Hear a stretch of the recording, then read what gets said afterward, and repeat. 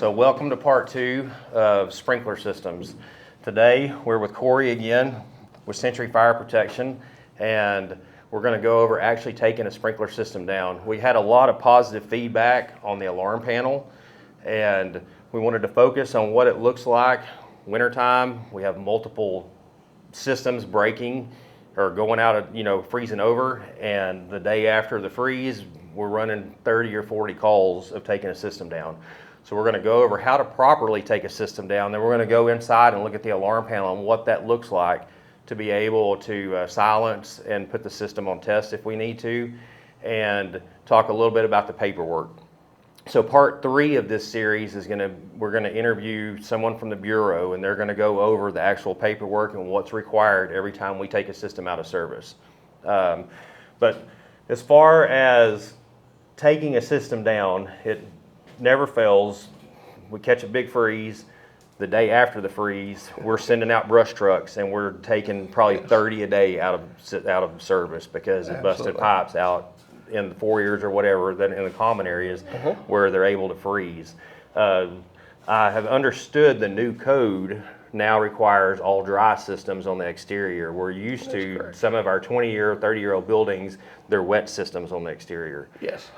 And that's where we run into tons of problems.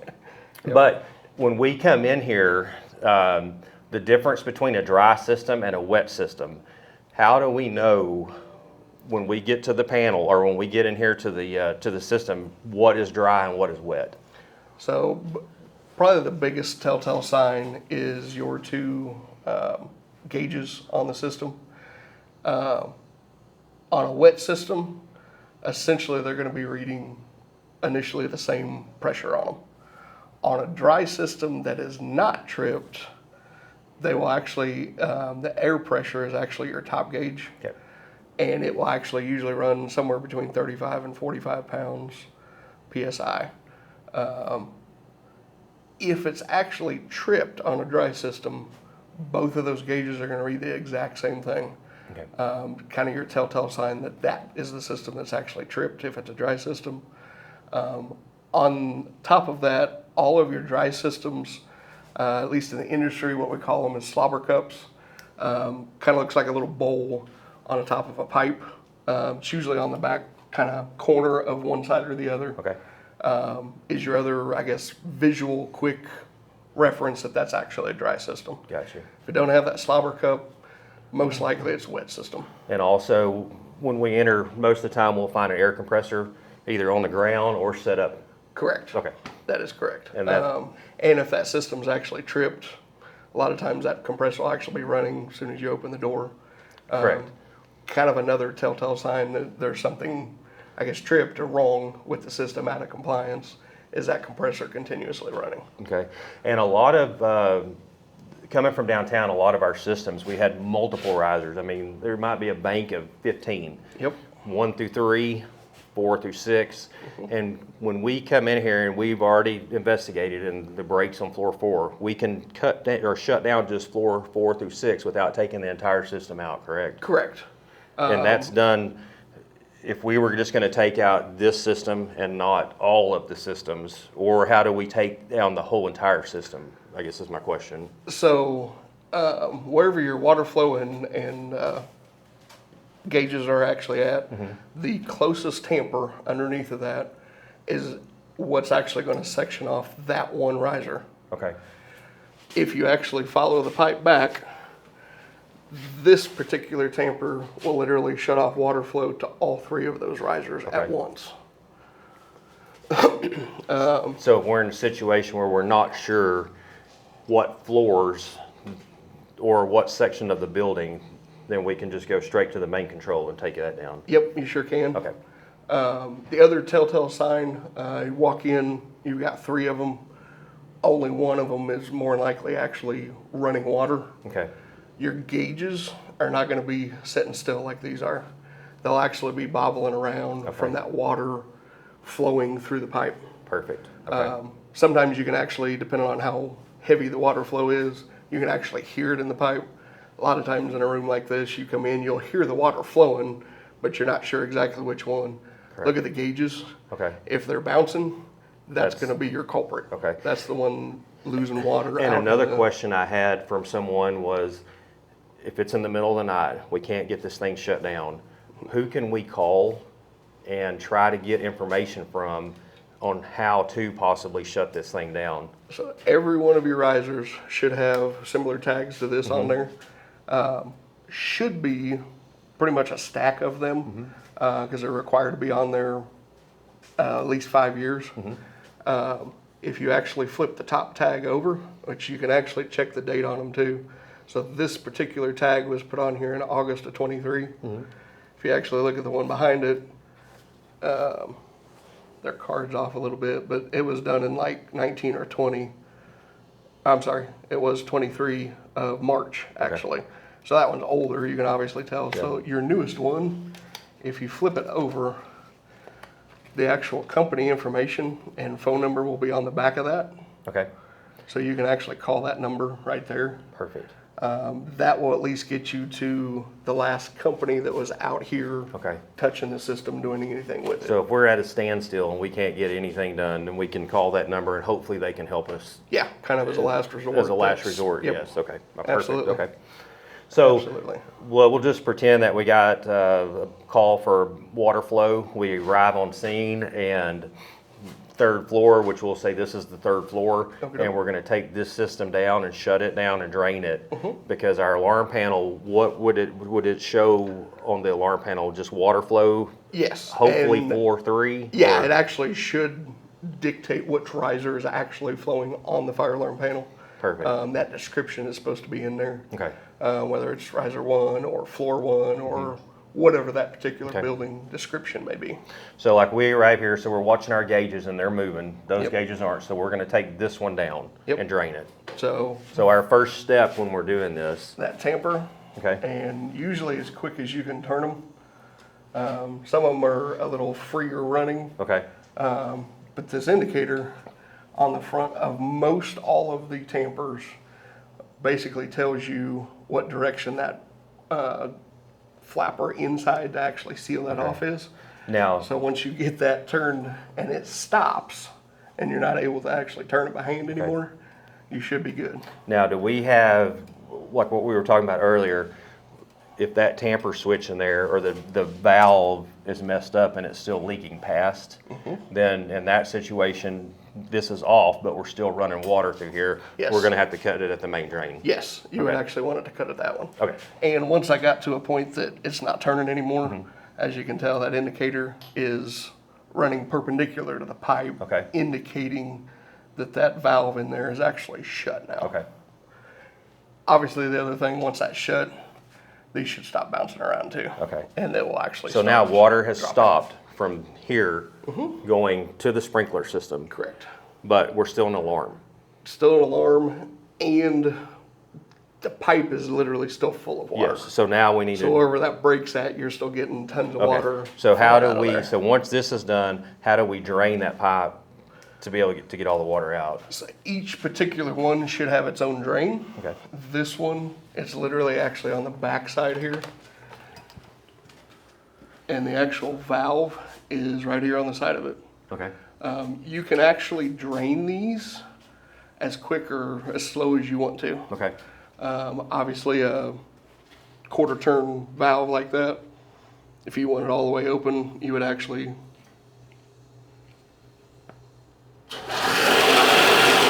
so even though your water's flowing backwards in here, you can see how much more those are jumping. These are a little bit, right, just because it's that close in proximity to it. But if you notice the last ones, they're hardly moving at all. correct. So if you walk into where there's a huge bank of risers, and you do see that, this one's moving, But this is, obviously this one's moving a lot more. That's so gonna this be, is our telltale sign that Yeah. this is the riser that more than likely we're dealing with. yeah, there's water actually flowing in that pipe. Okay. We're making sure that we're not putting our system on silence and then going and checking out the issue. We want to go check out the issue first, make sure that we don't have a potential problem before we ever silence the system. And same thing within here. We're going to make sure and find our issue before we take the system down. And something else, I know we don't do a lot of water evac anymore, But something to think about is if we do have an apartment that is flooded, most all apartments, wherever you find the hot water heater, if it's a bust outside or if there's a broken pipe inside the apartment where your hot water heater is, most of the time there's going to be a shutoff for that individual apartment. It'll either be there, or if you walk out in the hallway, there'll be a panel up top, and that should be the shutoff, a quarter turn valve to shut off water to that individual apartment. If it's not a sprinkler system, if it has to do with flow.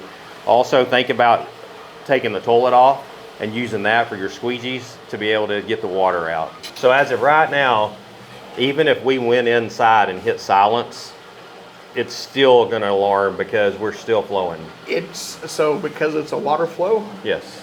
it's still gonna be going off even after all this water stops flowing. Okay, You actually have to reset the panel okay. for a water flow to But correct itself. what is our time as far as So what as- you were talking about, the time? Once you've fully closed this tamper, and you know it's just a break, there's no life Yes. safety issues anymore, and you're trying to stop flow of water.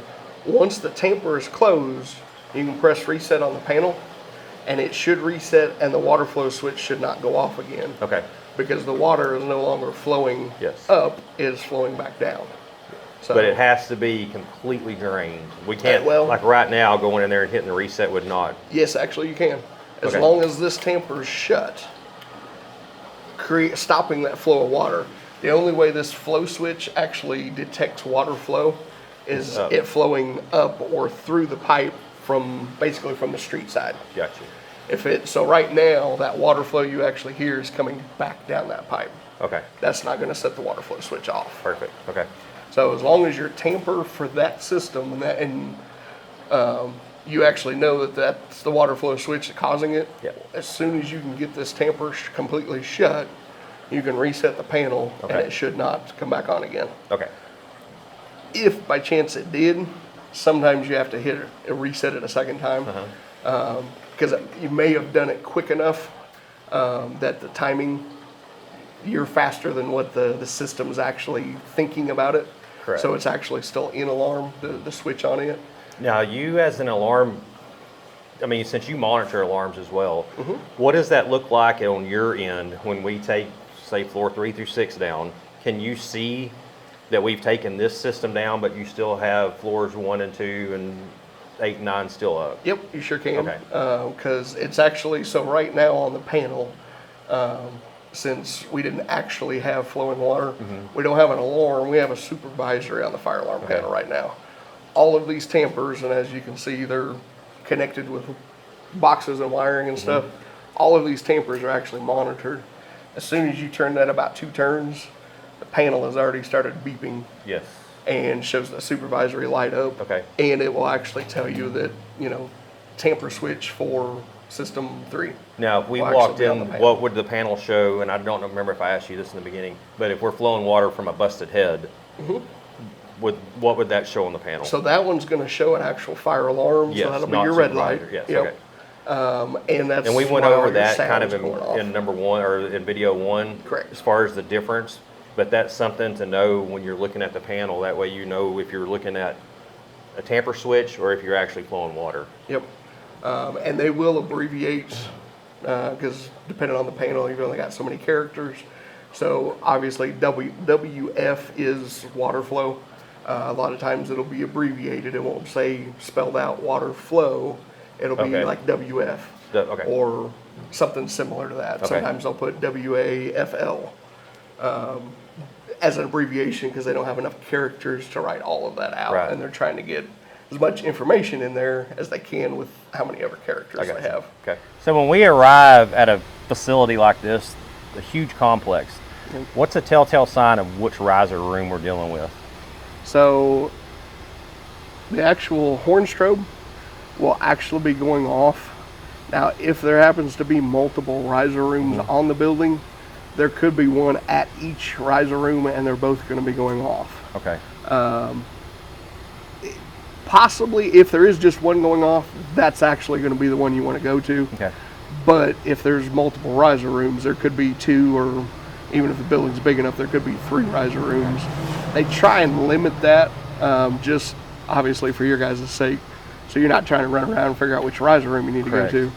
But like this particular building actually has 2 different riser rooms on it. Yes. And the other one down at the other end will actually have that same horn strobe. This particular system, I'm pretty sure both of them are actually going to be going off Okay. on water flow. Only time those should be going off is if there's a water flow issue Okay. on the fire sprinkler system on that building. Okay. So, silencing it, same thing as the silencing the stuff inside. You got to stop that water flow first. Before we can silence. Gotcha. Yep. Perfect. So if we come in here and we're still flowing water, Yep.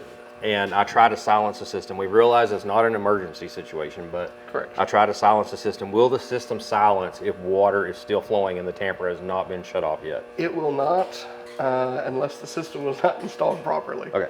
Water flows by code are non-silenceable. Okay. So until the water flow is completely stopped, resetting the panel, it will reset and it'll actually stop for a few seconds until the panel resets, and it'll immediately go back into alarm again. All your sounds are going to be going back off again. Okay.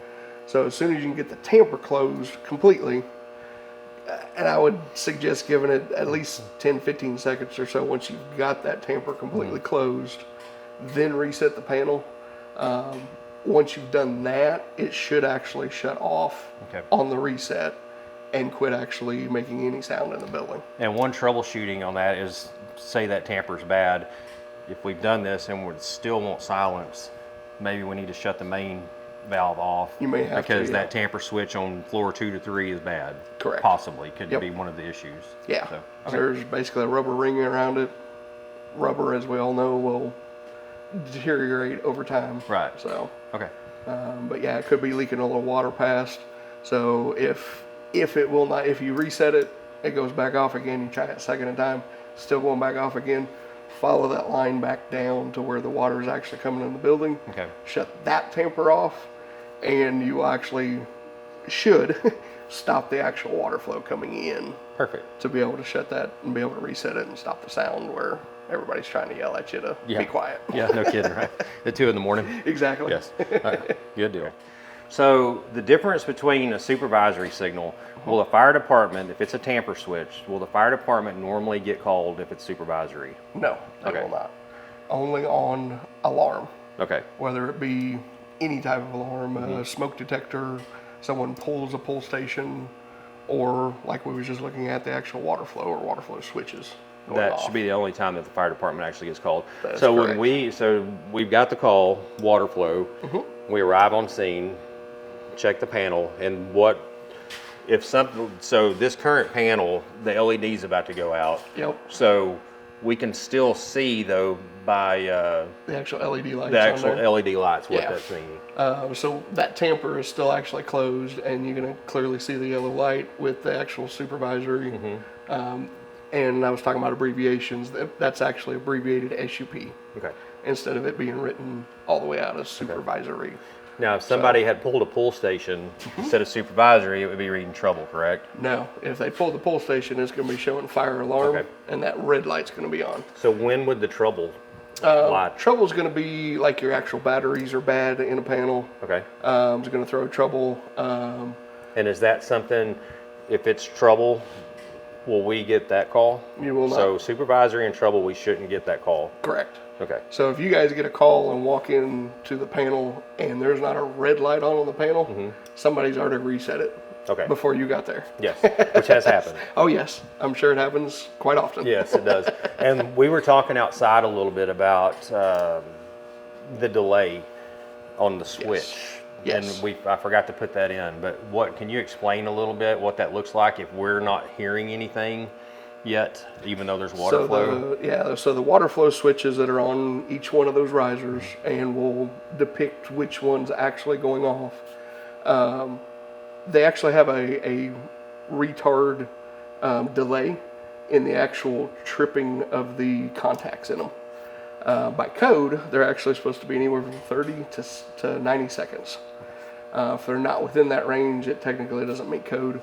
As a general rule, all companies, we actually try and set them right around 60 seconds at least, unless that particular jurisdiction has something different that they want on all their water flow switches. Okay. The reason for that is, as Fort Worth is known for water fluctuations, if you get a surge in the system and it's pushing water past that water flow switch long enough, your building goes into alarm. Correct. You may not actually have water flowing, but if that retard isn't working properly Yes. and is not fully doing that delay, you may walk into a riser room and say the panel's actually in the riser room, it's got a fire alarm on it. You look at the panel, it says riser 3. You go over and you can clearly tell none of the gauges are moving. You can't even hear water moving anywhere in that room. More than likely, it's probably because the switch has worn out, basically. Okay. Needs to be replaced. I guess the telltale sign is if you guys reset the system and 2 hours later you get a call for the same location Yes. again, it's because that water flow switch Now, is is bad. that a situation where we put the system on test Yep. and call the alarm company, have them put the system on test? Yes. And after that, we really shouldn't get called again if it goes back into alarm. That is correct. As long as that system's on test, and the monitoring company can actually do so, essentially for the protection of the customer, the property and stuff, you can tell the monitoring company that particular point, that one zone, I need it on test for 24 hours. That's the only point they disregard then. So if by chance, crazy enough, one of the other systems goes off, you guys are going to get called back out again. Generally, you will Now, is have that- multiple switches in the Okay. same location that are bad. So it kind of helps still protect the building, property, people Now, in it. as far as us relaying that to an alarm, what type of verbiage would you need as the monitoring company from us to be able to do something like that? Because that's something I've never done. Right. So you can actually simply tell the monitoring entity, which again is your phone number in here. You guys can call them, identify yourself as Fort Worth Fire, and tell them that the last fire alarm point that they had come in, that one point needs to be put on test for 24 hours because there's a bad flow And switch. not the whole entire system. Correct. Okay. And I they can did not know actually, that. yep, Okay. they can actually leave that one point. If it comes up again, they're not going to call you guys. They'll record it and move on. Okay, perfect. Okay, good. So when we get into here and we've already reset, or what we've had, we've drained the system and we're still on alarm. How do we reset and silence just that spot? Yep. And I had no idea that we could even do a partial of a system. You can. And Like, now, no- I guess a little bit of, further, if it's a old system to where it's just zones and they may have all of the water flow switches on one zone, Right. generally they're not supposed to be. But if that is the case, then it doesn't do the same thing. But any of the addressable panels, you can tell them, and you don't even necessarily have to know what that point number was on the panel. Right. Just tell the monitoring company, hey, Whichever, what they have. yeah, what you dispatched on, Yes. I need that one point put on test for, and generally they can do it over the phone for 24 hours. Okay. So when we come in here, reset, so we've already silenced now that we've went through and we've made sure that we actually don't have an emergency. We've silenced Yep, and we're showing alarm up here. correct. But now that we've drained the system completely, we can reset. Well, as long as you've got the, like I said, the tamper closed for that system, Yes. you can actually go ahead and reset then. Okay. Generally, draining it will not reset that particular So one the off. main purpose of the drain, if we have a busted pipe, is just to clearing out all the water, but it Yeah. doesn't have any effect on here as long as the tamper is shut. Correct. Okay. Correct. But obviously, draining it, you're going to want to, because until Yes. the water's we're out gonna of the be flooding pipe, yeah. you're still getting water in the building. Correct. And if it's unneeded, it's Okay. just becoming more water damage then. So then we can just come in and reset system, and the system should completely reset at that point. Correct. Okay. Now, with that tamper closed, even if I reset the system right now, which we actually just did, and it's going through its process. So the system is reset. If you notice, that supervisory light's still lit up. Yes. Because our tamper is still closed in there. Correct. So you guys are actually good at this point. That should still be on the panel when you guys are leaving. if you've isolated at least one tamper or more, Okay. they're still going to be on there. Okay.